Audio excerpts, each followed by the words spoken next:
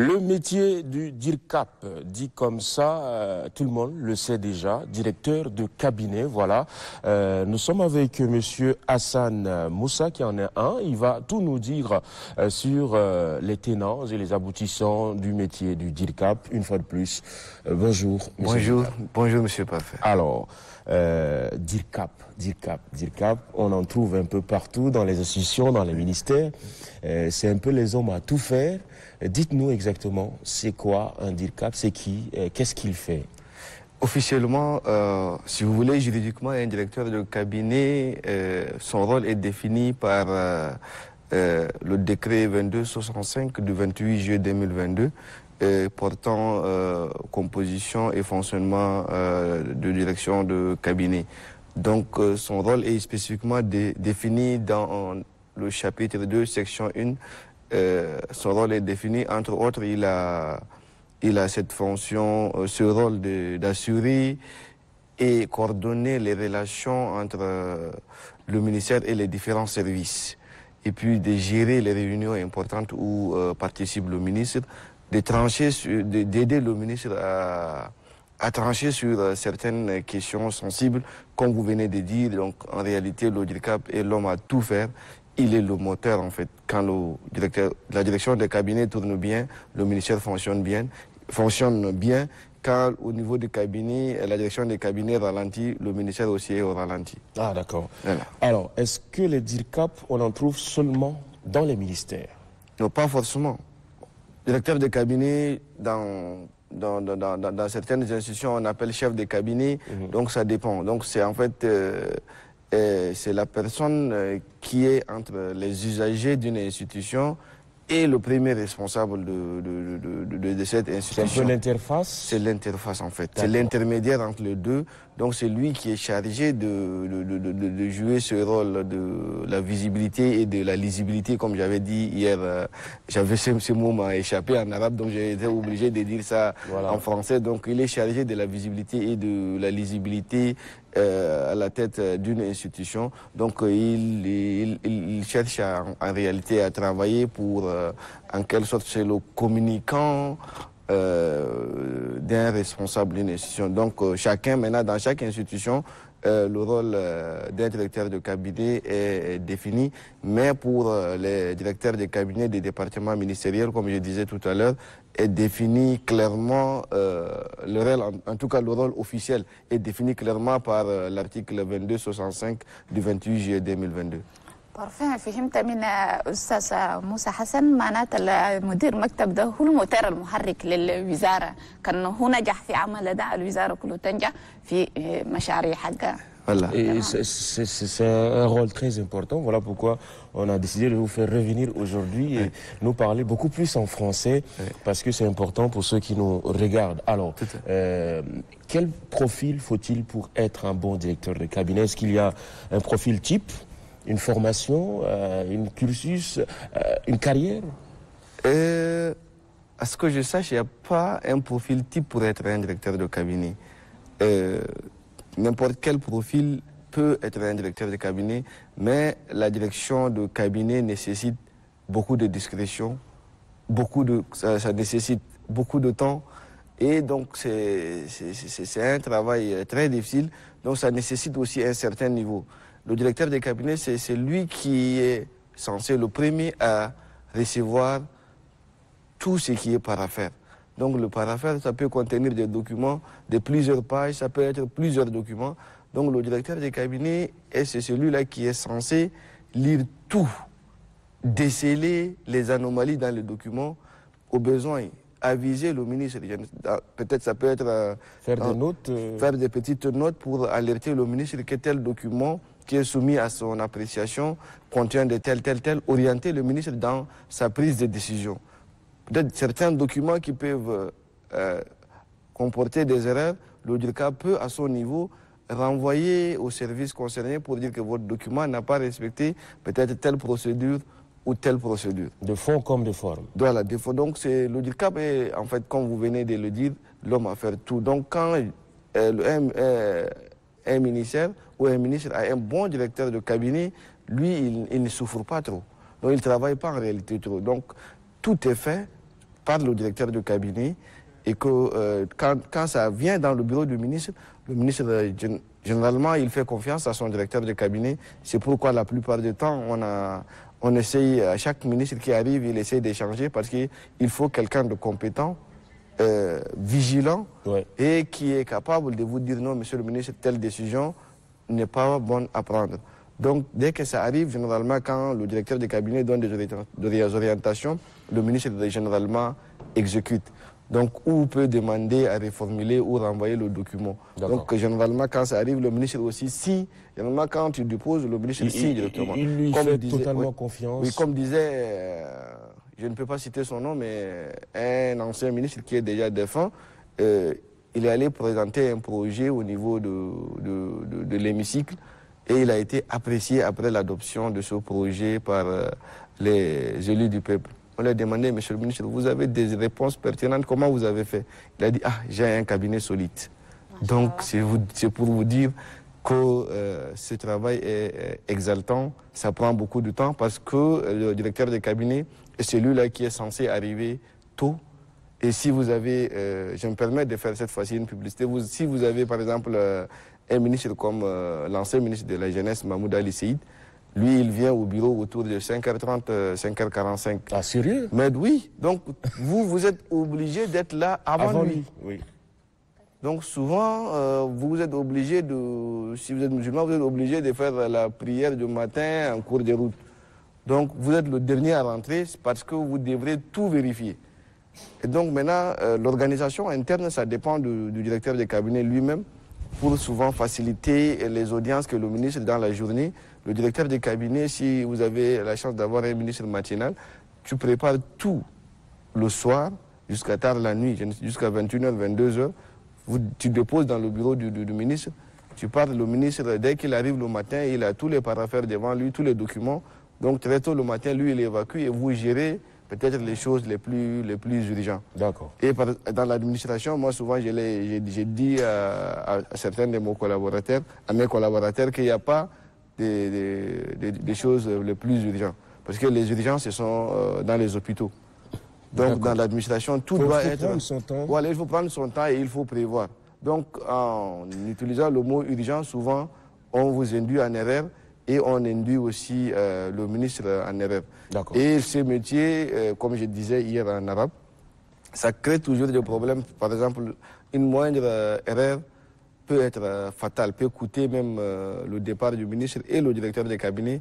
Tu peux beau faire ton travail pendant plus de 10 ans, c'est un métier exaltant mais ingrat, un peu comme le journalisme. C'est un peu comme le journalisme. Donc, si vous en savez beaucoup de choses. Oui, parce que c'est un peu comme le journalisme. Si tu peux bien faire le travail dans le journalisme pendant 10 ans, 15 ans, le jour où tu commets une petite erreur, vraiment ça c'est un journaliste de merde. Donc on peut vous traiter de tous les noms d'oiseaux. Donc c'est un peu comme le journalisme, la direction des cabinets. Donc moindre erreur, ça peut être fatal, comme je disais. ممكن يسمح لي يعرف كل شيء اللي حاصل في المستوى عن الوزارة، مثلا معنيين بوزارة الشباب ده يخلي الدركاب ده يعرف أمور الشباب كثير يهمه شنو وشنو هم يدوروا حتى يساعد الوزير في نجاحنا المهمة حق ده كله ممكن. نعم نتكلم باللغة العربية ou bien je continue toujours. Et puisque l'émission est bilingue, juste un petit résumé pour les arabophones qui nous regardent. Oui. مش لامس زي ما كلمت باللغة العربية يعني هدمي أنا مدير المكتب ده هما شغل هين زي ما أنت وريتي في بداية المدير المكتب هو بس يعني الموتر المحرك إذا مدير المكتب يعني هو زول يعني كان عنده خبرة كثير يعني يقدر يحرك عجلة الوزارة تمشي كويس لكن مدير المكتب هو بس كان شيء بقى ثقيل يعني الدوسيه بيجي لده بيجي بلوم ده بيجي بلوم ده بيجي بلوم ام باكر يعني الدوسيه جي ودر الدماجه دونك ممكن بوقف الاوبجيكتيف الناس الوزاره الفيكسيه عشان يمشوا فوقها. Alors, à vous comprendre, les valeurs intrinsèques de ce métier-là ne s'apprennent forcément pas à l'école. Il n'y a pas de profil type. Toujours est-il qu'on doit avoir quand même un minimum de connaissances en administration. Bon, n'importe qui peut devenir DIRCAP. Pourvu qu'il sache s'organiser. N'importe qui peut être DIRCAP, peut-être c'est un peu trop dire. Bon, moi personnellement, j'ai été pendant plus de 10 ans journaliste. Donc ce métier, comme vous le savez, surtout j'ai été dans la presse écrite. Donc un journaliste qui touche un peu à tout. Donc il a une idée un peu globale de l'administration. Et généralement, si vous remarquez, ces derniers temps, on fait beaucoup plus, pour la fonction de directeur de cabinet, on fait beaucoup plus recours à des anciens journalistes ou des journalistes en exercice. Donc c'est pas un truc, comme je disais tout à l'heure, avec un profil fixe, mais il faut au moins avoir les compétences surtout en communication. Pas seulement en communication, mais il faut avoir en fait une base solide. Parce que une base solide, et il faut savoir supporter les stress. C'est un peu comme je disais tout à l'heure, c'est un peu comme le journalisme ou la communication.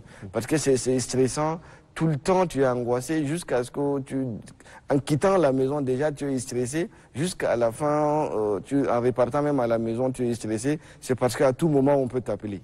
Et vous prenez tout sur vous. Hein, vous prenez tout sur vous parce que vous êtes en fait, en réalité, comme je disais hier en arabe, vous êtes en réalité l'antiballe. Vous constituez un bouclier autour des ministres pour que généralement les ministres généralement les ministres ce sont des hommes politiques. Ouais. Ils reçoivent des balles un peu partout, mais vous devriez faire en sorte que le ministre ne soit pas atteint par ces balles qui viennent un peu partout.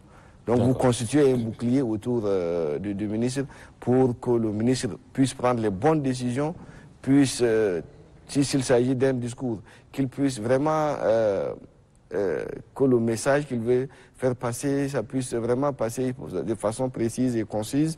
Donc vous faites en sorte que tout soit parfait. Comme votre nom en fait. Alors venons, merci de le souligner. Venons à vous-même, puisque vous parlez de mon prénom. Vous, Monsieur Moussa Hassan, comment êtes-vous devenu directeur de cabinet? Aujourd'hui, vous êtes directeur de cabinet où? Bon, moi j'ai eu la chance d'être directeur de cabinet au ministère de la Jeunesse. Et au départ, j'avais minimisé ce ministère. Mais quand je suis arrivé, d'abord, j'ai compris que ce ministère, c'est un département clé. Et avec quelques missions, j'ai réussi à effectuer avec l'ancien ministre Mahmoud Ali Seïd, que je salue au passage son dynamisme. En réalité, c'est lui qui a fait appel à moi. Donc moi, comment je suis devenu DIRCAP, je ne savais même pas comment je suis devenu DIRCAP. Parce que le jour même où je devrais être nommé, j'étais passé voir le ministre Mahmoud pour un autre sujet. On avait un peu discuté de tout. Je suis reparti alors qu'il avait le décret signé avec lui. Je ne savais même pas que j'allais être DIRCAP. Donc à partir j'ai quitté, j'ai une bonne mémoire, son bureau autour de 12h, 13h. Je suis parti dans mon bureau au journal Le Progrès, où j'exerce comme rédacteur en chef. Donc on avait travaillé autour de 15 heures. C'est un ami qui m'appelle pour me dire qu'il a vu sur la page Facebook de EGG qu'il y a Hassan Moussa Ali qui est nommé directeur de cabinet au ministère de la Jeunesse. Est-ce que c'est toi? J'ai dit en tout cas moi, j'étais passé voir le ministre, mais je ne suis pas au courant. Donc c'est pendant que je parlais avec cet ami-là que le ministre m'a appelé pour me dire félicitations et il a raccroché le téléphone. Donc c'est là où j'ai commencé ces trucs. Quand je suis arrivé, en toute sincérité, j'avoue que j'étais profane de ce métier-là. Mais grâce à des doyens, parce que je me suis dit, bon, en fait c'est une nouvelle école, il faut que j'apprenne. Donc je me suis rapproché des anciens qui étaient au ministère et aussi mon prédécesseur, un certain Oumarou Abdelkarim. Donc je suis devenu comme un élève. Donc pendant un bon bout de temps, pendant une semaine, 2 semaines, donc j'ai noté pratiquement tout et j'ai appris et c'est là où j'ai commencé à exercer. Et ensuite j'ai commencé à aimer parce que ça ressemble un peu au métier que j'exerce.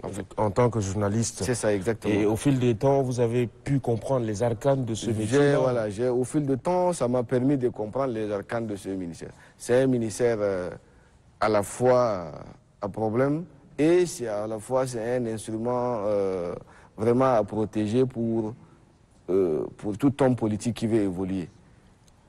C'est un ministère où il n'y a que le problème des jeunes à gérer, il n'y a que le problème des sports à gérer, il n'y a que le problème de l'entrepreneuriat. Et aujourd'hui, vous savez que les jeunes, la jeunesse représente plus de 75% de notre population. Et le ministère est en réalité dépourvu de tout. Et les jeunes... C'est un peu le parent pauvre. Voilà, c'est un peu le parent pauvre. Le ministère est dépourvu de tout en toute sincérité. Ouais. Et les jeunes, quand ils viennent, ils ont des invitations envoyées par telle organisation internationale pour voyager. Il faut leur payer des billets d'avion. Il faut leur payer des billets d'avion, ou il faut une prise en charge, ou ils veulent lancer un projet ici, localement, où il faut les soutenir. Et pour eux, quand ils viennent vers l'État, c'est pour leur donner de l'argent. Dès qu'ils déposent le dossier, matin, midi, soir, tu viens, ils sont là devant toi. Et il y a d'autres qui viennent, des lauréats qui sont sortis des écoles, des universités. Ou des universités qui sont là tout le temps pour dire c'est notre ministère, on veut notre droit. Donc ce n'est pas facile. Donc il faut vraiment avoir le courage de pouvoir gérer ces hommes-là.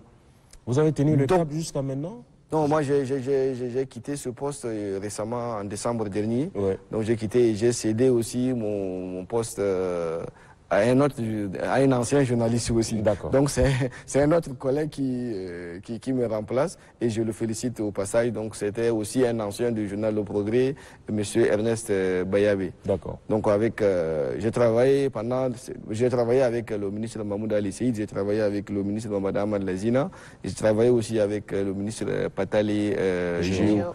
Donc récemment, j'ai été relevé de mon poste parce que ça m'amenait un peu plus loin de mon ambition qui est de devenir un meilleur journaliste ou un meilleur communicant. Donc j'ai voulu évoluer un peu dans un milieu plus ou moins, j'ai quand même le droit de faire un peu de la communication. Donc de commun accord, nous avons décidé que je sois remplacé et je félicite le ministre, je remercie au passage le ministre Patali pour sa compréhension et aussi sa clairvoyance, donc qui m'a permis au moins de quitter ces postes-là la tête haute. Dans de très bonnes conditions. Dans de très bonnes conditions. Et on espère que vous allez retrouver peut-être notre poste de DIRCAP puisque... Bon, espérons bien, mais ces postes de DIRCAP, vraiment, si vous pouvez me souhaiter dans un milieu où je peux faire plus ou moins la communication, c'est mieux, mais si vous exercez tel qu'on a exercé un poste de DIRCAP au bout de 5 ans, au bout de 5 ans, 6 ans, parce que quand je suis arrivé, je n'avais même pas de barbe blanche. Aujourd'hui, si vous remarquez autour de moi, ça vieillit un peu. Donc ça vieillit un peu et puis la calvitie aussi avance à grands pas. Donc là, on comprend. En toute sincérité, parce qu'il faut absolument gérer des hommes. C'est très compliqué. Donc, il faut, comme je disais tout à l'heure, avec le ministre, si vous n'êtes pas des complices, c'est difficile d'exercer cette fonction. Le ministre, lui, il peut donner rendez-vous. On comprend. Hein, le ministre peut donner rendez-vous à tel monsieur. De mauvaise humeur. Il peut décider, il peut donner à la veille un rendez-vous à un haut cadre de la République. La personne arrive, se présente au bureau de DIRCAP, je suis tel, j'ai un rendez-vous avec le ministre. Bon, monsieur, asseyez-vous, je vais informer le ministre que vous êtes là. Vous informez le ministre te dit... Bon, directeur de cabinet, moi là, je ne suis pas prêt à recevoir tel monsieur-là, mais essayez de gérer. Donc imaginez. Donc on vous dit non, essayez de gérer. Ou le ministre peut recevoir quelqu'un dans son bureau et que sa façon de lui parler, ça ne peut pas lui plaire, mais le ministre juste peut sonner pour que vous partiez. Et il vous regarde, donc à travers le regard, vous comprenez et créez une situation. Dire que monsieur le ministre... votre rendez-vous à tel endroit ou tel endroit, c'est déjà l'heure, donc j'ai déjà instruit le chauffeur, il a démarré le véhicule, vous pouvez partir. Donc c'est un message, donc le ministre peut se lever et dire au revoir à ce monsieur et peut-être faire semblant de sortir de son bureau et revenir s'asseoir. Donc il faut vraiment développer une certaine complicité entre le directeur de cabinet et le ministre même en personne pour gérer. D'accord. Voilà. Donc c'est un métier qui nous apprend aussi à être un peu plus ou moins menteur. Là, il faut reconnaître. En fait, ça c'est un mensonge diplomatique, j'appelle comme ça. Donc ça c'est un mensonge diplomatique. Donc on vous dit toujours de gérer les hommes de façon diplomatique. Donc gérer les sujets qui fâchent sans se fâcher.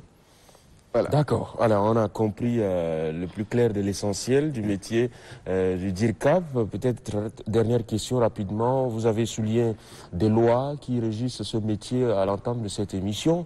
Est-ce que les DIRCAP, entre eux, ont une organisation ou chacun y va de son côté?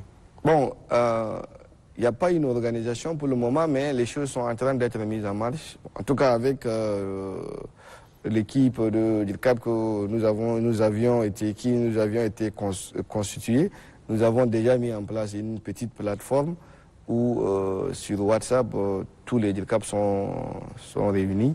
Donc je crois qu'on est en train de discuter déjà progressivement. Il faut mettre une structure en place pour pouvoir défendre les intérêts. Parce que déjà pour le moment, le gouvernement a déjà fait un grand pas. Parce qu'au départ, les DIRCAP sont payés, surtout pour ceux qui n'ont pas une intégration à la fonction publique. C'était un travail où tu commences le matin, mais tu ne sais pas à quelle heure tu vas finir. Donc c'était quelque chose de 120 000. Je crois récemment, après discussion, et puis avec les pressions des DIRCAP qui ont fait des fiches au Premier ministre, donc ça a permis de modifier un peu, de rehausser un peu. Voilà, de rehausser. Donc je crois un directeur de cabinet aujourd'hui qui n'a pas un salaire à la fonction publique et qui est recruté comme DIRCAP, il est autour de 400 000. Donc c'est un travail exaltant. Peut-être que même ces 400 000-là ne suffiraient pas. Ouais. Si on prend en compte pour dans certaines institutions, ou même les assistants des conseillers, hein. Je ne peux pas citer peut-être les institutions, mais des assistants qui ont au-delà de 700 000, 750 000. Donc quand même les plus hautes autorités ont pris quand même la mesure de la chose pour pouvoir rehausser la rémunération des directeurs de cabinet et aussi des autres membres des cabinets. Et la direction des cabinets n'est pas seulement composée que d'un directeur de cabinet, hein. Donc la direction de cabinet, le directeur de cabinet a sous son autorité, il a un attaché de presse, un chargé de relations publiques, un secrétaire de direction, un secrétaire d'actulo, un planton et puis une hôtesse. D'accord. Donc voilà un peu de quoi est composé généralement une direction de cabinet. D'accord. Merci infiniment, Monsieur Hassan Moussa, d'être passé nous parler vraiment dans les détails, même le plus secret, du métier du DIRCAP. C'est à moi de vous dire merci et ça fait plaisir et peut-être on se dira très bientôt. Une prochaine fois. Une prochaine fois, peut-être pour une autre occasion, pour parler peut-être de la communication ou du journalisme. Ça sera toujours un plaisir. Voilà, Inch'Allah. إن شاء الله. شكرا أستاذ حسن موسى لهذه الإيضاحات ونتمنى لك التوفيق إن شاء الله. إن شاء الله. شكرا. لخدمة الوطن وخاصة خدمة الشباب. إن شاء الله. شكرا.